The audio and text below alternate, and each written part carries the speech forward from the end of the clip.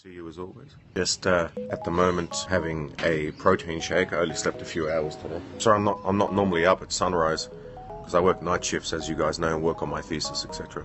Not a topic that I was well versed in, so just applying the scientific method to some basic information which I have gone through. Issues that have been raised by Patreons. When I get more than one Patreon raise this same issue, I'm thinking, oh, this must be pressing. There is an issue of whether people can run for politics successfully after an allegation or two or three, irrespective of the ambiguity of certain allegations. First of all, I'm just going to briefly go over some of the main issues, I think, which make this story interesting. Is it true that this person attended parties at that age and was more than likely associated with frat boys who did the type of things you see on American Pie? If anyone's seen American Pie, I wasn't the type of guy who was invited to parties, ever. Actually, I was invited to one, but I went home after about 20 minutes because they were drinking alcohol. So I was a bit of a geek. But I watched American Pie and I loved American Pie because they were all my age. Is it okay that someone can associate with those type of people? This is something society is now trying to wonder. Is that something that is condemned as of today's standards? So we have a question. We live in a world where it seems that our understanding of what's appropriate is deemed to be relevant to judge what the appropriateness was of people's behaviors in the past. It doesn't actually matter if it's real or not, because we live in a world where enough people can believe a story when it is alleged, irrespective of whether it was true or not. That is more of the problem, I would say, than whether or not it is true. Now, let's assume it is true, and then I'll assume that it's false. If you assume it's true, then we live in a world where we can believe something to be true upon circumstantial evidence. However, problem is we live in a world where people believe it to be true. And even if it's not true, some people might be happy to get revenge on a frat boy because other frat boys maybe didn't invite them to parties, or other frat boys mistreated some women or men back in the day, and so they could be angry just by association, irrespective of whether it's true or not. The question is, do we want to live in a society, and I don't know the answer to this, where allegations can destroy someone's career who may or may not be guilty? If we are content to live in a society where allegations are enough to destroy someone's career, or at least divert their career from where it could have gone without those allegations, then you would assume that some people would suffer from allegations that may be false. It may be Kavanaugh, it may not be, it doesn't matter. In my discussion here, it actually is irrelevant. The claim is whether these allegations would be successful from now until the end of time for every single white Republican male that ever runs for office in the future. If they are believed to be true by the mere fact that they were females alleging things against men, there are two consequences, a good one and a bad one. The good one is that if someone really did harm a female or a male, then they deserve to have their career destroyed. The disadvantage is, of course, that someone innocent could also have their career destroyed. Do we wish to live in a society where allegations can destroy anyone, whether or not we have established their guilt or not? There is a second disadvantage, and that is that if someone who happens to be female takes advantage of the system, and I'm not saying anyone did at all, I'm saying just in general, who knows, in the future it may happen, I don't know, then it destroys the credibility of other women who have actually been sexually attacked by pieces of garbage who happen to be men. This is one of the reasons that the presumption of innocence has been around for such a long time. So really the issue is that, do we live in a world where the presumption of innocence still exists, or does it not? If this is successful in destroying his career, then we live in a world where the presumption of innocence no longer exists. However, there's a bad point to that. If the presumption of innocence does not exist, it does mean that less guilty people will get away with it. So in the future, if another guy who is guilty, and as Kavanaugh may or may not be, I don't know, that person will not get through. But other men who maybe just broke up with a girl or a guy who hates them would also have their career destroyed if in the future someone decides to make a false allegation. I'm assuming that these ones have some validity to them based upon other testimonies and reports back in 2012, which I was having a look at. But it doesn't matter. As I said, this is a much deeper issue. The next point that I wanted to bring up, oh, and I forgot what it was. I completely forgot what my second point was. It was such a good point as well. Ah, yes, got it. Is it a good play that Republican males, or any male, defend situations saying that it was completely and utterly fabricated 100%? If someone makes that decision, Then, for those who do believe that Kavanaugh is guilty of something, it will automatically look to those people like someone who defends Kavanaugh is a misogynist and defending the rape of women. And you can say that a lot of the allegations are ambiguous, the timing's suspicious. Well, I'm not going to say that I believe all of these allegations. Is it true? Is it not true? Is there some truth to it? We don't know. But you're right that it's not clear-cut by any stretch. Hence an investigation. You're right that we now live in a world where it's harder to run if you're of a certain demographic. And that's going to bounce back. I think that if it gets taken too far, then you'll start getting massive movements of men who have potentially raped women who'll say it's fine. White males are always targets. At the moment, they are targets, and the response may be to transcend it and say it doesn't matter, white, left. This idea of fire with fire, I don't think actually works. It just further destroys American politics and makes everyone feel good about themselves as China becomes the next superpower. Also, are we the same person at school as we are today? I've heard that argument before. We have actually shifted in our morality. Frat boys today, there is no way they could get away with what they got away with even when I was a kid in 2000. It wasn't that long ago. I don't really know. I wasn't invited to any parties, but my reference is American Pie, and I think even that today would be unacceptable. So it's now a retroactive judgment. That's really another problem. We're sort of going back and judging George Washington based upon today's level of morality. The problem with doing that is that we ourselves will be judged by future versions in the same way we're doing to other people in the past. And that's a massive problem. We could have Ernie Banks, maybe his grandchildren or great-grandchildren are going to turn around and call us on the left too far right wing. And how dare we drink milk? And how dare we have meat? That's immoral. I'm not going to listen to you. You're a horrific human being. No men will want government jobs. It's not that no men will want government jobs. What I think will happen is that there will be a big retaliation. And so be careful the fire that you play with. There are enough white men and white men sympathizers who will decide to say, we will make our own society. Now, I don't think that's a good solution either. I would say the idea is to transcend the idea of man, woman, white, brown, everything else, and say, I don't want to play this game. Whether or not you want to win at that game, I don't think you will win, because let's assume that you say you're against white men and you win. Well, then you still have to live with these people, so you still lose. Let's say that you are a white male and decide to get revenge and claim white male superiority.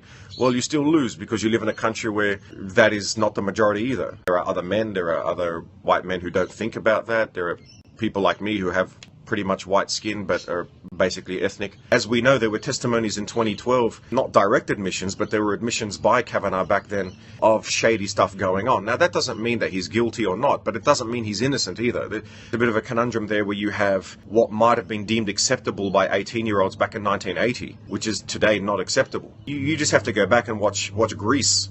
If anyone hasn't seen Grease, go back and watch it, the original. There were so many things back then that were just unacceptable today, and I don't know whether we want to defend them or whether we want to talk about the deeper issues as opposed to getting stuck in this sort of superficial issue, because Kavanaugh really is more of a canary in a coal mine. The deeper issues are whether or not people in the future can run for office if they were a frat boy in the 80s. If he's perfectly innocent, why he refused to ask for an FBI investigation? Sometimes investigations, well, politicians know, I would say, and I've come to learn this too, that you can be investigated and be found guilty of something. Every person, if you delve into anyone's life here on Scope, you can find stuff that even if they didn't do anything wrong, it can be twisted to make them look like they did something wrong. Why should he have to after 30 plus years? Well, it depends on whether it's true or not. See, it could also be, there might be genuine rapists out there. Forget Kavanaugh. Let's say Kavanaugh's 100% innocent for the argument here, but maybe there is someone else who is a rapist, let's say, and the girl has been too scared her whole life to say anything for fear of something, but then this person starts running for a really powerful position. And she's so scared, she now says, look, I just have to do something, and that secret's been around for 20 years. And I'm not saying that's what happened. I'm saying that that is also plausible. And so you can't just say, well, I'm going to dismiss all of those arguments, because you become just as bad as the people who say he's guilty. If you say he's 100% innocent, to me, it doesn't matter whether he's innocent or not. It matters how you think about it. If you come to a situation where you say 100%, no question, well, it doesn't make you any better than the people who say he's 100% guilty, all men are evil. We're all capable of that regressive style thinking. There used to be debates 200 years ago as to whether Native Americans were as human. This happened 200-300 years ago. I remember the French intellectual having discussions about this, and these were people that were generally trying to figure out whether people of the modern-day third world were as equal in their humanity. And now we look back and think this is insane. The lifetime seat Supreme Court, so people want to know everything. That's also a very good point. It is a lifetime appointment, and so the level of scrutiny is important. Also, who nominates him. And what we can say is that there is some talk that many men and women would find unacceptable that Trump might call locker room talk. Now, I'm not judging him. I'm saying, in this case, some people might think that talking about women in a certain way is just guys talk. And I can see both sides on that, because I grew up in school where a lot of guys would talk about women and stuff, and I tried to act like them. Sometimes I go, yeah, hood, blah, blah, and I didn't even know what tits were until I was like 20-something. Some people would want to do that. I don't think it's correct. Let's say that I said to you, hey, there's nothing wrong with that type of talk, and then I nominated someone who was then had a thrust upon him an allegation consistent with that environment, then yes, the scrutiny would be even more. If Obama nominated him, the scrutiny would be less. Look, if it is true, I'm really sorry for the victims, absolutely. And who wouldn't be? There's no rational person, doesn't matter who you are, who is going to want this to happen to some female. I mean, we have daughters, sisters, mothers. It's the fact that we even have to say that is insane. Is it further exacerbated by people in the media or people with an agenda? Probably plausible. Yeah, I would say that as well. And so you have to separate those type of things. So it's very difficult to believe something immediately. This is the problem. Sometimes there's not enough evidence, and sometimes guilty people go free, but we live in a society where that happens because of presumption of innocence, but not everyone is happy with that. That's the deeper problem. The deeper problem is whether or not people are happy living in a society with a presumption of innocence. Because presumption of innocence means some people who are guilty go free. So Kavanaugh might be innocent, might not be. But we have to presume that he's innocent until proven. The question is, can he then keep running for a permanent seat on the court? Well, maybe on the proviso that if he's found guilty, then he loses that seat. That could be something as well people could look at. He kind of deserves it. See, that's an interesting one, because some people do think that. It's a very honest point. If you don't like someone, do they deserve other stuff that happens to them? You know, in the movie Fantastic Beasts, there was a guy running for president who was a piece of shit, and he got killed just because he was an army. I don't think people deserve to die because they might be deserve to be called out as being, well, we don't live in a society where someone is guilty and then you have to prove their innocence. And that's a very good point, J-Doc. Some people want to live in a society where we want certain people to be guilty and then they have to establish their innocence later. That's a disaster, because if anyone knows human history, the only thing that separated us in Western civilization from any other civilization, really, apart from the rule of law, is the presumption of innocence. Without that, basically your neighbor can accuse you of something and then you end up in jail, which is what happened to people like Sergei Magnitsky. There was no trial. He might have been guilty, might not have been, but we'll never know. I don't want to say that Kavanaugh's innocent. I think the courts need to decide that. Presumption of innocence is crucial to justice. Absolutely. But it does mean presumption of innocence. I hate to say this, especially to people on my side, because we're much more prone to egalitarianism. I hate this, but it's true. Presumption of innocence means some guilty people will go free, but it also means less innocent people will be found guilty. But unfortunately, there's no situation where at the moment we could get to one where we can learn to read minds and check people's memories. But at this point in time, we don't have the technology that can completely eliminate innocent people being found guilty and guilty people being found innocent.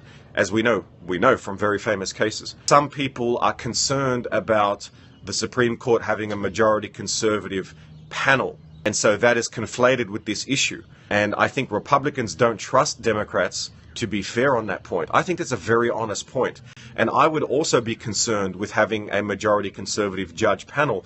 And yet that's separate to this situation. The more that we on the left say all of the different issues and spell them out, the more credible we are to other people who are our brothers and sisters in America and Australia, etc. You're all a bunch of losers! Here we go. I got anonymous messages from non-Patreons who sent me messages about abuse that they went through, and they have nothing to gain from telling me, but they tell me how hard it is to actually go out publicly and say these things. That's when I started to realize how hard it actually must be for women as well, and that must be factored in. In general, this is way greater than Kavanaugh. This has to do with guys at university who get accused falsely or not falsely, male students who get abused by female teachers, female students who get abused by male teachers or male colleagues. All of this is encompassed within this topic, and there are so many variables that I think apply to all of these situations. So it's about how to think as opposed to resorting to our emotionally tied down dogma, I say, which restricts us into not thinking straight. It's setting a political precedent. Very good point.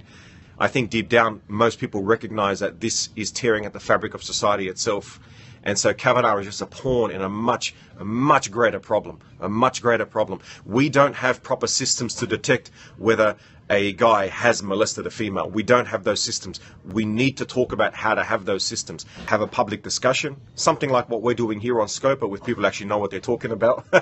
Why do they feel like they need to believe? I don't think all women feel like they need to be believed, but I would say that a lot of women, especially in the 70s, 80s, have stories that I've heard from my aunties, or aunties' friends and stuff, of men just saying, "Hey, nice," or "Hey, baby, you know, what are you doing Friday night? Do you wanna kneel down me?" And this type of thing was more common back then, and so some people have a lot of resentment, understandably. But then the problem is taking that resentment and then applying it to people like Kavanaugh just as a scapegoat, whether or not he's guilty. That's not the point. As I said, it's the method via which this investigation or pseudo-investigation is being conducted. That's the problem. It's the same with me. I said that I don't believe in the death penalty, but there's one guy I wanted to be put to death, which was Martin Bryant. Now, Martin Bryant committed the last gun massacre in Australia, and he killed 33 people. So I'm biased by the fact that he murdered people. But if I didn't know the story personally, I probably wouldn't want him to be put to death.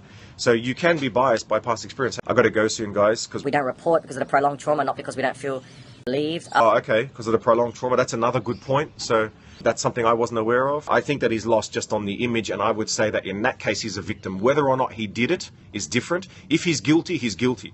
But separate to that, the fact that he can have his life destroyed already before the guilt has been proven, it means that yes, he is partially a victim of the image. Partially, yes. Thank you to everyone. Thank you for your feedback. Thanks to the Patreons who asked me to talk about this.